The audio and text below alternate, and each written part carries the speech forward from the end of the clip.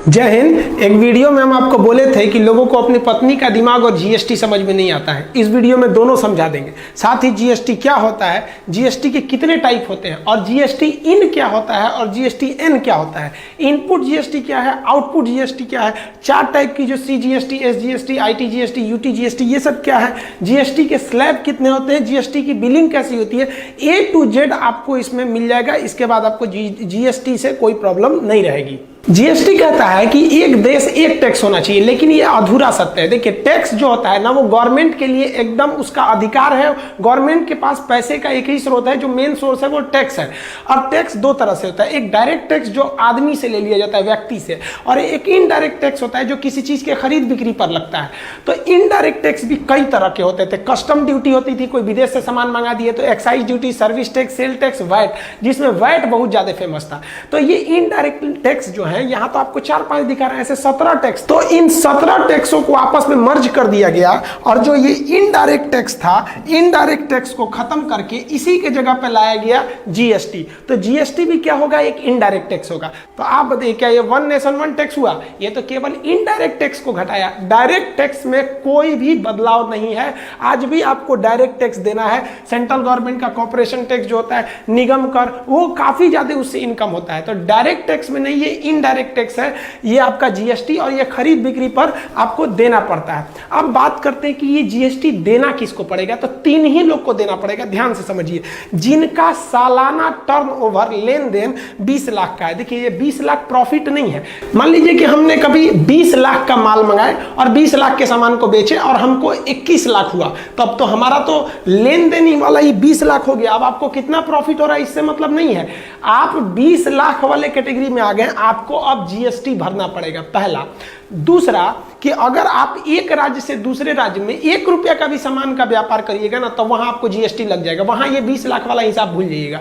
उसके बाद एक और चीज होता है, ऑनलाइन। अगर आप ई कॉमर्स करते हैं ऑनलाइन, चाहे वो 10 रुपए का भी होगा तो आपको जीएसटी लगेगा। जोमेटो को देखिएगा, 50 रुपए का भी सामान मंगाएंगे तो उसमें जीएसटी लगेगा। ये 20 लाख का जो रेशियो है, ये पहाड़ी क्षेत्र जैसे अरुणाचल प्रदेश वगैरह, वहां 20 लाख के बिजनेस का मतलब बहुत बड़ा दुकान हो जाएगा। तो वहां पहाड़ी एरिया में जनसंख्या कम होती है, तो वहां पर कुछ पहाड़ी वाला एरिया, वहां ये इसकी कैटेगरी 10 लाख ही रखी गई है। तो वो स्पेशल केस है, जनरल नहीं है। ये 3 लोग को आपको जीएसटी लेना पड़ेगा। अब किसी की छोटी दुकान है, होटल वगैरह है, 20 लाख चलता नहीं है, तो वो क्या लिए जीएसटी लेगा। जीएसटी पर इतना बवाल क्यों हो गया था? क्योंकि जीएसटी की टोटल 4 टाइप है और लोगों को लग गया कि हमको चारों का चारों टाइप देना है। गलत है, आपको केवल 2 टाइप का जीएसटी देखना है। देखिए, जीएसटी जो है ना, सीजीएसटी, एसजीएसटी, यूटीजीएसटी और आईजीएसटी। अब इसका सीजीएसटी का मतलब क्या होता है, सेंट्रल जीएसटी। एस का मतलब क्या होता है, स्टेट गवर्नमेंट ले जाएगी। यूटी का मतलब होता है केंद्र शासित, यूनियन टेरिटरी का जीएसटी है। उनको भी तो भैया दिल्ली गवर्नमेंट को पैसा कहां से आता है, स्टेट तो है नहीं दिल्ली, दिल्ली क्या यूटी, तो यूटी जीएसटी से उनका पैसा आता है।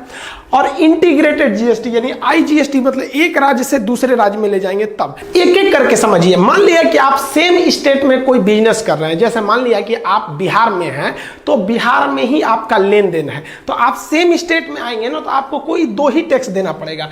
एक सीजीएसटी देना पड़ेगा हर हाल में और एक एसजीएसटी देना पड़ेगा।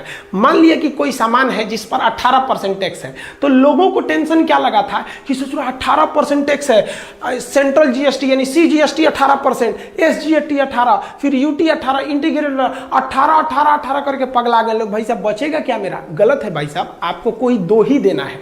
कौन देना है? सीजीएसटी, ये सेंट्रल गवर्नमेंट ले जाएगी, क्योंकि सेंट्रल का हिस्सा, भाई सेंट्रल का हिस्सा तो पूरा हिंदुस्तान ही है, वो सेंट्रल के अधीन आएगा। आप चाहे बिहार में रहिए चाहे केरला में रहिए, तो सीजीएसटी ले जाएगा। अब बचेगा स्टेट, तो आप किस स्टेट में, अभी हमने बोला एग्जांपल में बिहार, तो बिहार ले जाएगी। अब बात, लोग कहां कंफ्यूज हो गए कि 18% सेंट्रल गवर्नमेंट ले जाएगी, 18% बिहार गवर्नमेंट ले जाएगी, ससुरा हो जाएगा 36%। गलत बात है भाई, 18% टोटल जीएसटी है, जिसमें से 9% सेंट्रल जीएसटी लेगा और 9% स्टेट जीएसटी लेगा। तो लोगों को इतना भयंकर कंफ्यूजन था, लोगों ने तो 4 गुना सोच लिया था, इसलिए विरोध करने लगे। जैसे यहां पर एक बिल है, अब आप इस बिल में अगर आप ध्यान से देखिएगा तो यहां देखिए, आपको यहां स्पष्ट लिखा है कि जीएसटी 18% है। अब ये 18% आया है 25 रुपया, लेकिन उसी को नीचे स्पष्ट लिख दिया है कि इसमें एसजीएसटी 9% है और सीजीएसटी 9%, यानी 9 जोड़कर 18 होता है। ऐसा नहीं है कि 18% CGST भी और 18% SGST भी, तो अब तो 36% हो जाएगा। ये हर एक स्टेट में यही रूल लगता है। अब गुजरात में भी क्या होगा भैया, गुजरात का भी एरिया तो किसके अंडर में है, सेंट्रल गवर्नमेंट के है, तो CGST लेगा और गुजरात अपना SGST ले जाएगा। लेकिन वैसे राज्य जो यूनियन टेरिटरी है, केंद्र शासित, जैसे जम्मू कश्मीर, लद्दाख, पांडिचेरी, दिल्ली, तो दिल्ली क्या है, वो स्टेट है ही नहीं है। तो बस आपको कुछ नहीं करना है, स्टेट के जगह आपको यूनियन टेरिटरी लिख देना है।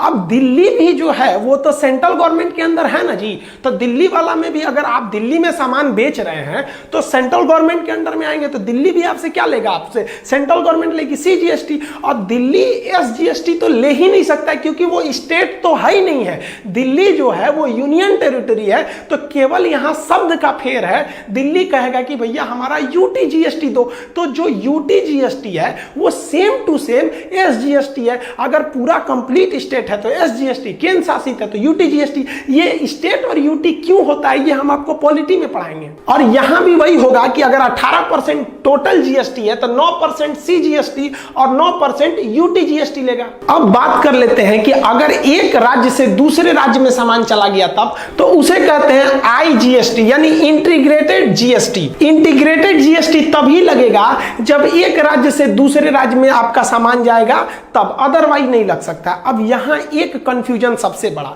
जैसे कि मान लिया कि कोई सामान राजस्थान में बन रहा है और वो चला आया आपका बिकने के लिए उत्तर प्रदेश UP में चला आया, तो होता क्या है कि भाई राजस्थान भी तो सेंट्रल गवर्नमेंट के अंदर है और यूपी भी सेंट्रल गवर्नमेंट, यानी केंद्र देश के तो अंदर ही है, सेंट्रल गवर्नमेंट के अंदर, तो CGST लेने में तो कोई प्रॉब्लम नहीं। लेकिन यहां दोनों राज्य झगड़ा कर लेगा, राजस्थान कहेगा कि टैक्स हम लेंगे, यूपी कहेगा कि हम लेंगे, दोनों में हो जाएगा बवाल। तो इसलिए कह दिया जाता है कि भैया एक काम करते हैं, यहां पर राजस्थान को तो प्रॉफिट इस बात का है कि कंपनी उसके कारखाना वहां लगा है, वहां से बिक के आया है, और यूपी कहेगा कि भाई मेरे यहां लगा है, हमको फायदा होना चाहिए। यही हो गया झमेला। तब यहां लगा दिया जाता है, कहा जाता है कि ना भैया CGST भी नहीं लगेगा, SGST भी नहीं लगेगा, UT भी नहीं लगेगा, सीधे लगेगा integrated GST, IGST। Integrated GST actual में CGST और SGST का ही एक संयोग है। इसमें क्या करेगी सेंट्रल गवर्नमेंट, कहेगी कि भैया जो 18% GST ना सीधे तुम राजस्थान हमको दो। अब वो GST कौन लेके चल जाएगा, सेंट्रल गवर्नमेंट। सेंट्रल गवर्नमेंट उस 18% में से 9% अपना रख लेगा।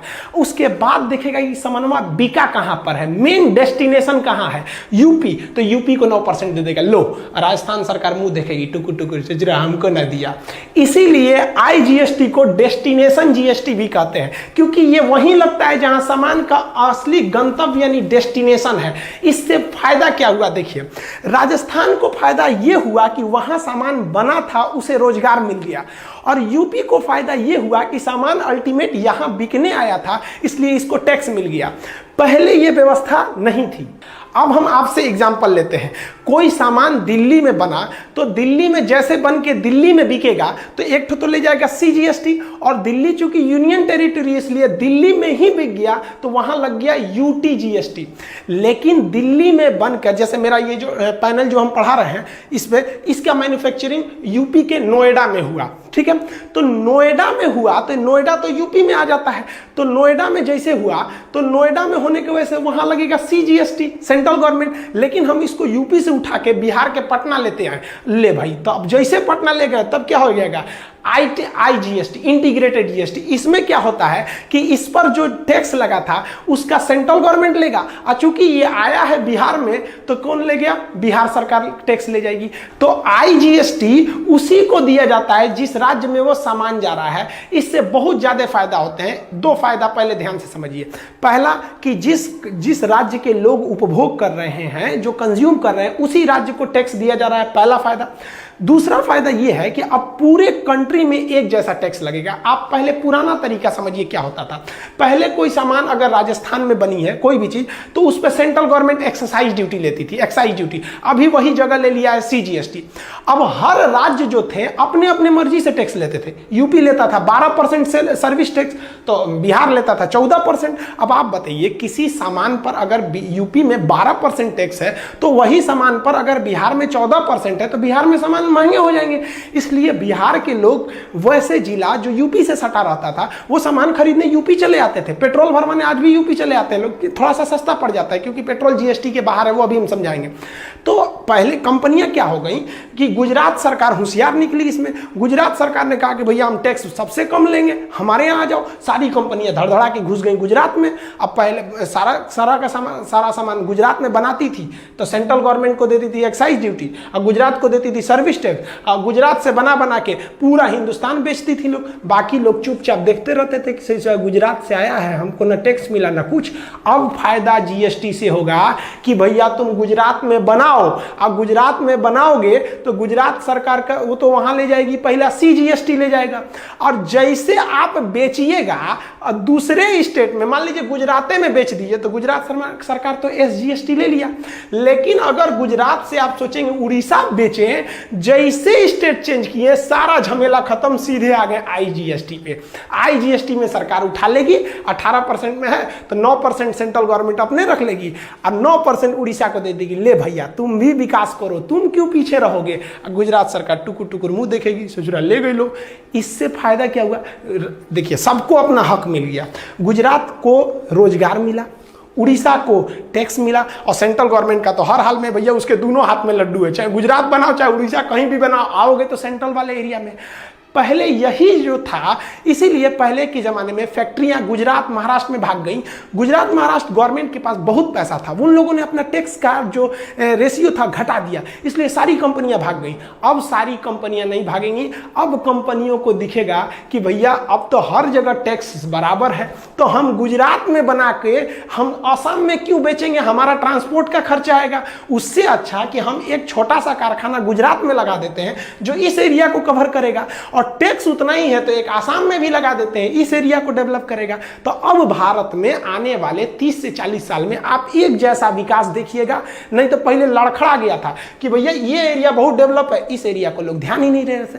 और जो मल्टीनेशनल कंपनीज थी सब, जो विदेश से आती थी सब भारत में, उनको कंफ्यूजन हो जाता था कि उनका जो कार है, मान लीजिए अमेरिका की कोई कंपनी है कार बनाती है टवेरा सेवरलेट की, तो दिल्ली में उस पर है 12% टैक्स, बिहार में ससुरा 18% टैक्स।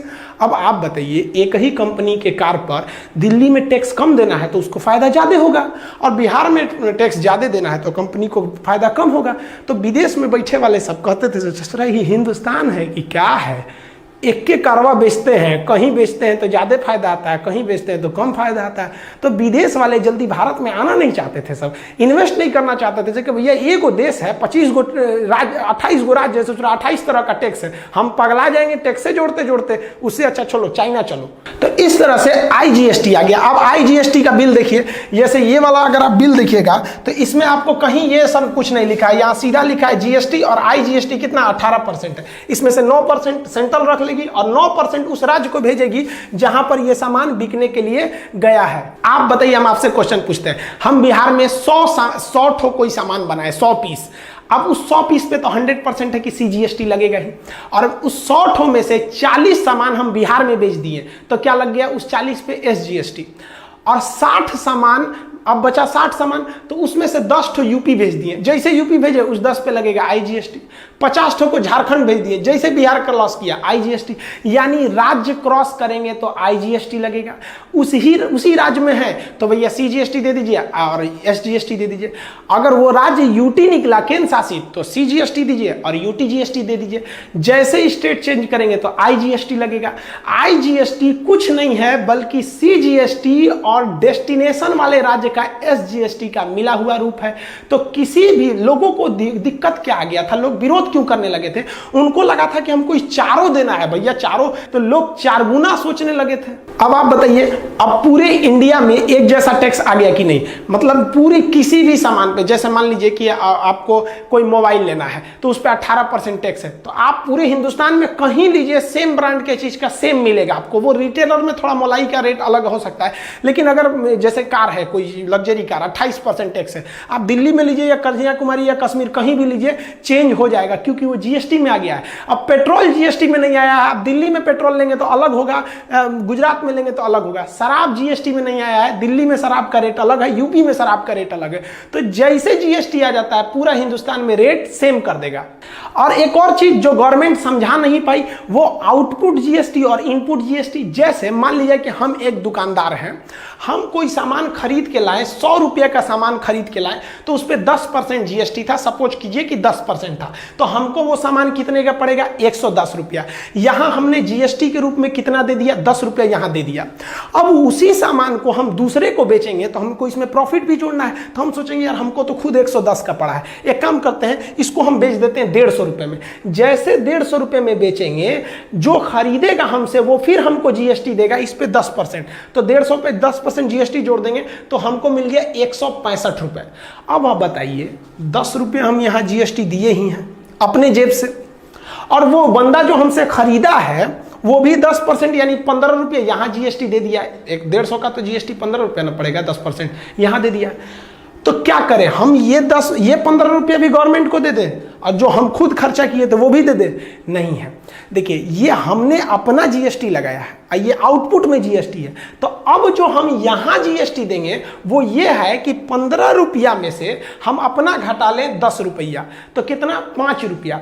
ये जो ग्राहक हमसे खरीदा है वो जीएसटी के रूप में हमको दिया है 15 रुपया, लेकिन इसी सामान पर हमने जीएसटी पहले से 10 रुपया भर चुके हैं इनपुट के रूप में। तो अतः अब हम कितना देंगे, यहां वाले सेल पर 5 रुपया, यानी टोटल जीएसटी कितना देना पड़ गया। जब हम खरीदे तो 10 रुपया और यहां पे से हम वो 10 रुपया को घटा लेंगे 5 रुपया यहां, यानी टोटल हमको कितना देना पड़ गया भैया, 15 रुपया ही देना पड़ गया। तो लोगों को लगता था, विरोध इसलिए करते थे कि सेम सामान वहां पे यहां भी 10 रुपया देंगे और सेम सामान पे यहां भी 15 रुपया देंगे। तो जो वो सोच रहे थे लोग उस हिसाब से तो 25 रुपया जीएसटी लग जाएगा, बहुत महंगा पड़ जाएगा।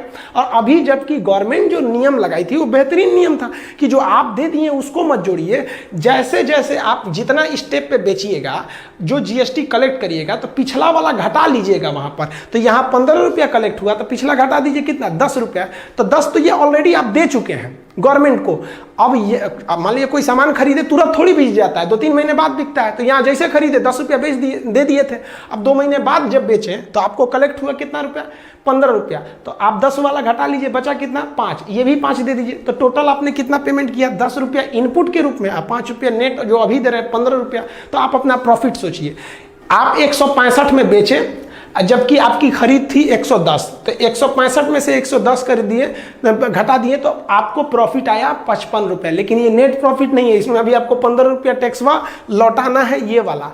तो ये आपको रिटर्न करेंगे ना तो आपको 40 फायदा होगा। और अगर यहाँ रिटर्न नहीं किए तब तो ये जीएसटी का घोटाला कर दिए। तो जीएसटी रिटर्न करना जरूरी है। जीएसटी के रूप में जो टैक्स होता है वो हमारे ही पास रह जाता है। जब हम बेचते हैं तो वो ग्राहक हम ही को देके चला जाता है, हमको गवर्नमेंट को रिटर्न करना पड़ता है। तो जिसे हम कहते हैं जीएसटी रिटर्न, शॉर्टकट में उसे कहते हैं जीएसटी आर। आर का मतलब यहाँ क्या हो जाएगा, रिटर्न से हो जाएगा। अब जीएसटी का जो रिटर्न करना होता है ना वो महीना में 3 बार करना है। मतलब आप 10-10 दिन पे हिसाब कर लीजिए, कितना अच्छा है, आपको भी लेंदी नहीं रहेगा। 10 दिन का हिसाब सबको याद रहता है, मुंह जबानी। अब हमसे कोई कहेगा 2018 का हिसाब दीजिए, 2019 का हिसाब दीजिए, तो पगला जाएंगे हम। हमसे कोई कहेगा कि जुलाई का दीजिए, वो भी 10-10 दिन का, तो मोटा मोटी याद रहेगा। तो ये कुछ लोग इसके 2 पहलू, कुछ लोग कहते हैं कि यार महीने में 3 बार हिसाब करना पड़ेगा, और कुछ लोग कहते हैं कि भाई सही है, छोटा छोटा हिसाब करना पड़ेगा। अब ये जो रिटर्न भरा जाता है वो 3 टाइम्स भरा जाता है मंथ में। एक कंपोजिशन स्कीम होता है, इसमें आपको उतना थोड़ा छूट मिलता है। ये सीए का काम है, जो आपका चार्टर्ड अकाउंटेंट है वो ये सोचता है कि जीएसटी R1 में करे, 2 में करे कि 2A में करे। ये आपका काम नहीं है। ये बिलिंग के अलग अलग हिसाब होते हैं। आप खरीदिएगा तो किस में जाएगा, आप उसी को बेचिएगा तो किस में जाएगा, तो ये आपका काम नहीं है। बस इतना समझिए, जीएसटी आर का मतलब होता है जो जीएसटी आप रखे हैं उसे रिटर्न करिए। अब जीएसटी के कुछ अलग अलग स्लैब हैं। जैसे कोई दवा खरीद रहा है बेचारा, उसकी जिम्मेदारी, वो दवा नहीं खरीदेगा तो मर जाएगा बेचारा, उसकी बीमारी है, तो उस पर कम टैक्स लीजिए। कोई कार खरीद रहा है, ससुरा ज्यादा टैक्स लीजिए। कार जिंदगी के लिए जरूरी थोड़ी होता है, लग्जरियस थिंग है। तो यानी जो जरूरी चीज है उस पर कम टैक्स, जो पढ़ाई उढ़ाई वाला चीज है उसको मीडियम लेवल का टैक्स, और जो ऐसो आराम की चीज है हुमच के टैक्स लीजिए। तो उसी को हम लोग कहते हैं जीएसटी के स्लैब। कितने स्लैब है, तो देखिए एक तो नील स्लैब होता है 0%, वैसी चीज़ जिस पे टैक्स नहीं लगता है तो वो हो गया 0%। जैसे दूध, आप दूध निकालिए, गाय भैंस जितना रख लीजिए टैक्स नहीं लगेगा। खेती वाला चीज़ है, किसान वगैरह को, उस पर GST देना ही नहीं है। आपको जितना गेहूँ है, जितना गेहूँ ले जाइए, कोई टैक्स नहीं लगना है इस सब चीज़ों पर। लेकिन जैसे आ जाते हैं आप चाय पीजिएगा, आप इस 5% वाले में आएंगे तो आप कॉफ़ी लीजिएगा, कोयला खरीदिएगा, पैकेट पनीर खरीदिएगा, न्यूज़पेपर खरीदिएगा, तो ये सब चीज़ पर आपको 5% टैक्स देना है। तो वो वाले पे 0%, इस पे 5%। अब 12% पे कहाँ है? तो और अच्छा चीज़, घी खरीदिएगा, मक्खन खरीदिएगा, मोबाइल खरीदिएगा, बढ़िया बढ़िया चीज़ खरीदिएगा, जूस पीजिएगा, पैकेट वाला जूस नहीं देखते हैं, बड़ी बड़ी कोल्ड ड्रिंक वगैरह वाला, तो लीजिए, वो सब लीजिएगा तो आपको कितना परसेंट लग जाएगा भैया? आपका 12% लग जाएगा। और उससे भी अच्छा चीज़ पे जाइएगा तो कितना लगेगा? 18%। जैसे तेल लीजिएगा, हेयर ऑयल, क्रीम लीजिएगा, ठोड़ रंगने के लिए क्या होता है, लिपस्टिक लीजिएगा, लो भैया सा, वो सब भयानक भयानक चीज़ें, उस पर तो आपको कितना परसेंट लगेगा? 18%। अब देखिए, इसमें भी तो आपको पता है ना कि 18% में आपका 9% CGST होगा, 9% SGST, 12 में भी 6 CGST, 6 वो, 5 में भी 2.5% होता है। ये जो है वो दोनों को मिला के होता है, समझ में आया ना कि नहीं? सबसे ज़्यादा अगर किसी चीज़ पे GST है तो 18% वाला ही जो कैटेगरी, उसमें ज़्यादातर चीज़ आते हैं। टोटल 1200 से ज़्यादा आइटम GST में आते हैं। क्या पॉसिबल है एक वीडियो में हम 1200 आइटम आपको गिनवा सके? मोटा मोटी समझाते हैं। अब आप बताइए, जो आपका कार है, सीमेंट है, या फिर जो आपका परफ्यूम है, कंडीशनर है, ये जो लग्जरियस थिंग है, मोटरसाइकिल हो गया आपका, ये सब चीज़ जो है, ये सब तो भाई शौकिया चीज़ है। तो शौकिया कर रहे हैं तो सरकार को भी थोड़ा शौक पूरा कर दीजिए। सरकार कहती है शौकिया कर रहे हैं तो 28% दीजिए यहाँ पर, तो ये टैक्स हो जाते हैं। तो देखिए, सरकार भी तो आपका ख्याल रखती है ना। जो आपके बेसिक ज़रूरत की चीज़ थी उस पर कहाँ टैक्स लिया? जो ज़्यादा ज़रूरी थी उस पर कम लिया, शौकिया चीज़ पर ज़्यादा लिया। कहाँ गलत कर रही है गवर्नमेंट? देखिए, होता क्या है ना कि इंडिया में एक समस्या है, हमको सब चीज़ फ्री में चाहिए। हाँ, फ्री में मिल गया, बहुत अच्छा। भाई, हम जो टैक्स देते हैं इसी से गवर्नमेंट अपनी सेना का खर्च निकालती है, सड़क बनाती है, सब कुछ करती है। गवर्नमेंट अच्छा से भी ख्याल रखती है। अब कुछ ऐसे चीज़ है जिसे GST के बाहर रख दिया गया है, जैसे डीजल पेट्रोल को बाहर रख दिया गया है। इसलिए आप हिंदुस्तान में हर राज्य में जाइएगा तो पेट्रोल का रेट अलग अलग मिलेगा। अगर गवर्नमेंट GST के अंदर पेट्रोल को लाएगी तो उस पर मैक्सिमम कितना टैक्स लगा पाएगी? 28%। तो पेट्रोल का दाम कितना हो जाएगा? 35 रुपया। तो गवर्नमेंट को घाटा लगने लगेगा। गवर्नमेंट बहुत महंगा पेट्रोल देती है, लगभग डबल ट्रिपल। तो उसी पैसा से तो आपको फ्री में राशनों देती है गवर्नमेंट। कोरोना का इलाज, जरा हॉस्पिटल में जाइए ना, प्राइवेट हॉस्पिटल में आप देखिए 2-3 लाख रुपए से कम नहीं लगेगा, आपका फ्री में इलाज करके देती है। कहाँ से दे रही है? तो आपसे जब ले रही है तो आपको खराब लग रहा है, तो जब दे रही है तो आप एक बार खड़े भी तो हो जाइए कि गवर्नमेंट आपको कोरोना में फ्री में इलाज करके दे रही है। आप जाइए 5-7 लाख रुपए दिल्ली में लगाएगा सब प्राइवेट हॉस्पिटल वाला, तो उसी सब पैसे से देती है। गैस जो होता है इस पे भी GST नहीं है, इसको भी GST के अंडर में लाएगा तो 28% करना पड़ेगा मैक्सिमम रेट में, तो फिर वो भी थोड़ा सा सस्ता हो जाएगा। इलेक्ट्रिक बिल देखिएगा, दिल्ली में बिल अलग है, सुनते हैं फ्री है, 200 यूनिट के नीचे में फ्री है। अब यूपी में अलग है, बिहार में अलग है, कॉमर्शियल रेट अलग है, डोमेस्टिक रेट अलग है, बिजली बिल भी अलग अलग आता है। और शराब तो पूछिए मत, कहीं GST ज़्यादा कहीं कम। तो देखते हैं हरियाणा में शराब थोड़ा ज़्यादा सस्ता है, यूपी में थोड़ा महंगा है, बिहार में शराब बंद है, कहने के लिए बंद है। देखिए, एक तरह से बंद ही है, कोई खुलेआम नहीं पी सकता है। पहले जो शराब पी के बिहार में पुलिस के आगे कहते थे कौन है पुलिस, अब थोड़ा पी लेता है कोई, कहो ना पुलिस एकदम शराब नहीं पिए हम। तो ये डर जरूरी है। 100% कोई गवर्नमेंट नहीं सुधार सकती है। हाँ, शराब इतना महंगा हो गया है बिहार में कि अब कोई नहीं कहता है कि आओ भाई बैठ के पियो। महंगा है, इलीगली बिक रहा है, तो महंगा है तो लोग चोरी छुपे पीते हैं, तो बहुत हद तक सुधार है। नहीं तो पहले लोग शराब पी के पत्नी को मोहल्ले में गाली गलौज करके समाज का स्टेटस गिरा देते थे। तो आप ये GST के स्लैब समझ गए, ये भी मोटा मोटी समझे कि कौन सा सामान को खरीदेंगे तो हम किस लेवल के टैक्स में जाएंगे। अब बात करते हैं कि GST इन क्या होता है। तो GST IN का मतलब होता है आइडेंटिफिकेशन नंबर।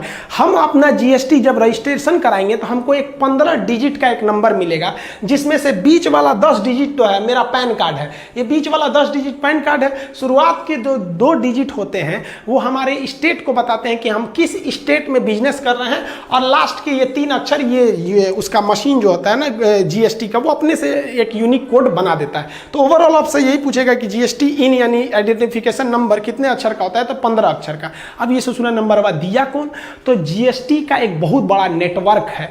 उस जीएसटी नेटवर्क को शॉर्टकट में एन कहते हैं, GST network, goods and service tax network. तो यही नेटवर्क जो है, इसी पर आपको जाके लॉगिन करते हैं तो एक हफ्ता के अंदर आपको जीएसटी नंबर दे देता है। आपका जीएसटी का पैसा कहाँ गया, कौन ले गया, यूटी जीएसटी है कि एसजीएसटी, ये सारा हिसाब किताब कौन करता है, जीएसटी एन यानी नेटवर्क। तो जीएसटी इन ये आपका नंबर है और जीएसटी एन यानी ये नेटवर्क है जो पूरे जीएसटी को कंट्रोल करके रखे हुए हैं। अब जीएसटी में कोई विवाद हो गया या फिर जीएसटी में कोई चेंजिंग करना है तो कौन करेगा, तो उसके लिए एक जीएसटी काउंसिल है, goods and service tax council समिति है। ये जो काउंसिल है इसकी बैठक होती है। इसके जो अब इस काउंसिल में टोटल मेंबर कितने हैं, 33 सदस्य हैं। अब ये एकदम सिंपल है याद रखना, देखिए कैसे, जो यूनियन मिनिस्टर होते हैं, जो वित्त मंत्री होते हैं, वो इसके चेयरमैन यानी अध्यक्ष होते हैं। अभी निर्मला सीतारमन है तो सेंट्रल गवर्नमेंट का एक हो गया, और हर विभाग का एक राज्य मंत्री होता है। जैसे वित्त मंत्रालय का जो राज्य मंत्री है अनुराग ठाकुर जी हैं, तो ये दो लोग हो गए आपके सेंट्रल गवर्नमेंट से, तो एक यूनियन मिनिस्टर हो गए अध्यक्ष, और जो उनके राज्य मंत्री है वो हो गए उपाध्यक्ष। तो ये हो गए। भारत में अभी 28 राज्य हैं, तो 28 राज्य के वित्त मंत्री होंगे ना, तो 28 उनको लेके चले आइए, तो 2 ठो सेंट्रल से हो गए, 28 ये 30 हो गए। अब हिंदुस्तान में जो केंद्र शासित प्रदेश है, तो वैसा केंद्र शासित प्रदेश की जिम्मेदारी तो खुद केंद्र सरकार की होती है। तो यूनियन मिनिस्टर निर्मला सीतारमन तो बैठी हैं, लेकिन कुछ ऐसे भी केंद्र शासित प्रदेश है जहां जनसंख्या ज्यादा होने की वजह से वहां विधानसभा का चुनाव कराया जाता है। जैसे जम्मू कश्मीर वो भी शामिल होगा, दिल्ली वो भी शामिल होगा, पांडिचेरी वो भी शामिल होगा। तो 3 ऐसे यूनियन टेरिटरी हैं जिनके पास अपनी विधानसभा है, अतः उनके भी वित्त मंत्री यहां पर आएंगे, तो उनको जोड़ दीजिए 3, तो 30 ये 3 33, सिंपल हो गया।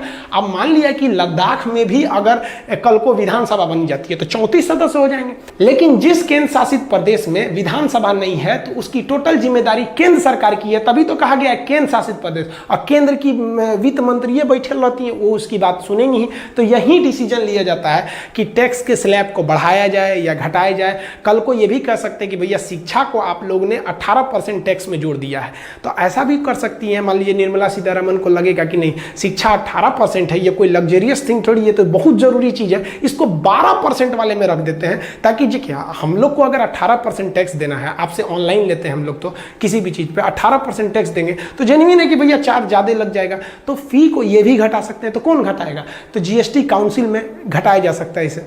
अब कुछ ऐसे चीजें जो मतलब सबको नॉर्मल सबको पता होना चाहिए कि सबसे पहले जीएसटी किस देश ने स्टार्ट किया था, तो 1954 में फ्रांस ने चालू किया था। हम लोग जो जीएसटी फॉलो करते हैं वो कनाडा का मॉडल फॉलो करते हैं, हमारा मॉडल कनाडा का है। किस समिति के सिफारिश पर, केलकर समिति के सिफारिश पर हम लोगों ने जीएसटी लाया। ये जो जीएसटी है इसमें 17 प्रकार के इनडायरेक्ट टैक्सों को शामिल कर लिया गया है जीएसटी में। अगर कोई व्यक्ति जीएसटी का रिटर्न फाइल नहीं करता है, जो हर महीने 3 तो फाइल करना है, तो उसको अगर चोरी कर लिया जीएसटी तो 5 साल का उस पर जेल है। राष्ट्रपति ने इसे साइन कब किया था, तो 8 सितंबर 2016 को। तो 8 सितंबर 2016 को राष्ट्रपति ने इसे साइन कर दिया। चूंकि इसमें राज्यों के भी हित को रखा गया था, इसलिए संविधान है कि राज्य भी इस पे क्या करेंगे, सहमति देंगे। सबसे पहले कौन से राज्य ने सहमति दिया था, तो असम ने। सबसे बाद में तो जम्मू कश्मीर। इसे लागू कब कर दिया गया, सबको पता है, 1 जुलाई 2017 से पूरे देश में ये हमारा जीएसटी लागू हो गया है। जो जीएसटी में मेन संशोधन करना था वो आईजीएसटी को लेना था, क्योंकि एक राज्य से दूसरे राज्य में कानून बनाना मुश्किल हो जाता है। तो कहेगा आईजीएसटी की चर्चा किस अनुच्छेद में है, तो याद रखिएगा 269A में है। और जो जीएसटी के हुए विवादों को सुलझाने के लिए एक जीएसटी काउंसिल बनाया गया है, और इस काउंसिल में आप हर राज्य से मंत्रियों को बुला के लाए हैं, तो संविधान में कहीं ना कहीं जोड़िएगा कि नहीं। तो जीएसटी का जो काउंसिल है वो 279A में है, यहां पर समझ आ गया आपका। तो ये 269A में आईजीएसटी है और 279 में जीएसटी काउंसिल है। काउंसिल थोड़ा बड़ा है इसलिए इसका अनुच्छेद भी बड़ा है, और ये थोड़ा सा छोटा है, नंबर के हिसाब से तो छोटा ही है। सबसे बड़ा प्रॉब्लम कहां आता है कि ससुरा जो जीएसटी था वो 101वां संशोधन था कि 122वां संशोधन था। तो भाई ये दोनों सही है, लेकिन ये दोनों में बहुत बड़ा मिस्ट्री छुपा है, इसको समझिए। सरकार जब भी आती है, जिस भी पार्टी की सरकार आती है, वो कई सारे संशोधन को ले आना चाहती है संसद में, लेकिन जरूरी नहीं कि वो हर नियम को पारित करा ले और सफल हो जाए। बहुत बार विधेयक आता है लेकिन पास नहीं हो पाता है। तो जो विधेयक पारित कराया जाता है, जिसे इंट्रोड्यूस किया जाता है संसद में, उसे कहते हैं बिल। जब उसे लोकसभा, राज्यसभा और राष्ट्रपति फाइनल कर देते हैं, तब वो बनता है, आपका अमेंडमेंट, संशोधन हो जाता है। तो कई बार ऐसा होता है कि बिल तो लाया गया लेकिन वो बिल फेल कर गया, पास नहीं हो पाया। तो जो बिल होते हैं इसकी नंबरिंग अलग होती है, और जो पारित हुआ बिल है, जो पास हो गया, सक्सेस हो गया, उसकी नंबरिंग अलग होती है। जैसे कोई बिल को ले आने का हम प्रयास किए, वो 100वें नंबर पर था। जैसे पिछले 75 को सरकार गया है, नेहरू से लेकर आपके मोरारजी देसाई से लेकर अटल बिहारी वाजपेयी, मनमोहन सिंह, कितने लोगों ने किया, तो उसी तरह आज भी चलते हैं। तो मान लिया कि वो 100वां बिल था और यह बिल पारित हो गया, तो पारित होने के बाद वो संशोधन कौन सा हो गया? 100वां संशोधन हो गया। मान लिया कि गवर्नमेंट ने अगला एक और बिल लाएगी, तो उसका नंबर 100 थोड़ी रहेगा, 101 रहेगा, लेकिन ये वाला फेल कर गया, तो संशोधन हुआ नहीं। तो अगला कोई दूसरा विधेयक लाई गवर्नमेंट, कि ये कोई दूसरा विधेयक लेके आते हैं खेलकूद से संबंधित, वो भी पारित नहीं हो पाया, तो इसका नंबरिंग चलते रहेगा, भले पारित हो या ना हो, नंबरिंग चलेगा। पारित नहीं हो पाया इसलिए संशोधन नहीं हुआ। अब मान लीजिए गवर्नमेंट ने कोई और नियम लगाया कि विदेश से व्यापार करने पे हम कोई नियम लगाते हैं, तो फिर उसका भी सीरियल नहीं आएगा, वो 103 हो जाएगा। यह भी विपक्ष के दबाव के चलते पारित नहीं हो पाया, तो यहाँ भी संशोधन नहीं होगा। एमेंड, ये बिल जो है, आप जिस बिल के माध्यम से प्रयास कर रहे हैं, ये हमेशा काउंटिंग चलती रहेगी, भले वो पारित हो या ना हो। अब पारित हुए वाले का भी काउंटिंग अलग हो जाएगा, तो यहाँ हो गया। इसी तरह से संसद में 122वां नंबर पे जो प्रयास किया गया था, जो बिल लाया गया था, वो 122वां नंबर पर लाया गया। बिल के अंदर ही चर्चा थी जीएसटी की, और इसको बीजेपी ने पास करा लिया। और जब पास कराया तो इसका नंबरिंग अब इधर के आधार पर थोड़ी होगा, अब ये सक्सेसफुल पास वाले नंबरिंग में होगा। तो इसका नंबरिंग बताइए, 100 के बाद कितना आ गया? 101वां। तो कहेगा कि जीएसटी पारित कराने वाला बिल कौन सा था? तो वो 122वां नंबर का विधेयक बिल था। और कहेगा कि जीएसटी का जो संशोधन है, यानी सक्सेसफुल संशोधन, संशोधन तभी होगा जब सक्सेस हो जाएगा, तो संशोधन कौन सा था? तो 101वां संशोधन। बिल कौन सा था? तो 122वां बिल था, जो प्रयास में सफल हो गया। याद रखिएगा। अब कुछ लड़का कहता है कि सर दोनों सही है, कुछ कहता है ऑप्शन में जो पहले रहेगा उसको मानना। अरे भाई, क्वेश्चन पढ़िएगा, बिल पूछ रहा है तभी होगा, और संशोधन यानी अमेंडमेंट पूछ रहा है तो ये होगा। तो आप जीएसटी के टोटल टाइप समझ गए, जीएसटी का नंबर वगैरह, बिल कैसा दिखता है, कितने स्लैब होते हैं, जीएसटी एन क्या है, इन क्या है, ये जीएसटी समझ गए। जीएसटी तो समझ गए। अब रही बात पत्नी का दिमाग। भाई ये बहुत बड़ी चीज है। हमारा अभी शादी नहीं हुआ है, इंगेजमेंट ही हुआ है। आप लोग का जब इंगेजमेंट होगा ना, तो बहुत ज़्यादा गिफ्ट आएगा, कुछ इधर से कुछ उधर से। तो हमारे लिए तो गिफ्ट आया घड़ी, बहुत महंगा। तो हम बोले भाई इतना महंगा भेजने की क्या जरूरत है, ये गिफ्ट उठ। तो उधर से लोग भड़क गए, भाई अरे भाई न जाने किसने शुरू किया ये तोहफे को लेने और देने का दस्तूर। गरीब इंसान अब मिलने से कतराता है।